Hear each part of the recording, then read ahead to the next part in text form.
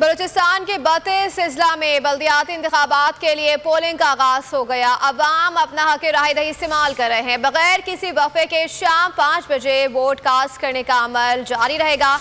मजमूई तौर पर 35,52,239 वोटर्स के लिए 5,226 पोलिंग स्टेशन कायम किए गए हैं, जबकि सिर्फ 1,218 पोलिंग स्टेशन महफूज करार दिए गए हैं। बाकी तमाम पोलिंग स्टेशन हसास या इंतहाई हसास करार पाए हैं। Chief election commissioner of Pakistan और सेक्रेटरी इलेक्शन कमीशन बलूचिस्तान बल्दियाती इंतखाबात की खुद निगरानी कर रहे हैं। यहाँ पर आपको अपडेट करें, बलूचिस्तान के 32 अजला में बल्दियाती इंतखाबात के लिए पोलिंग का आगाज हो गया। अवाम अपना हक राय दही इस्तेमाल कर रहे हैं।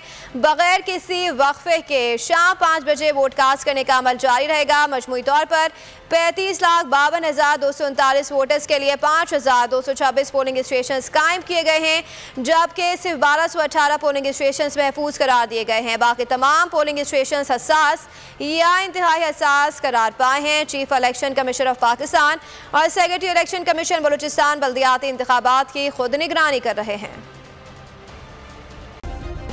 सब्सक्राइब करें और बेल दबाएं ताकि कोई खबर रह न जाए।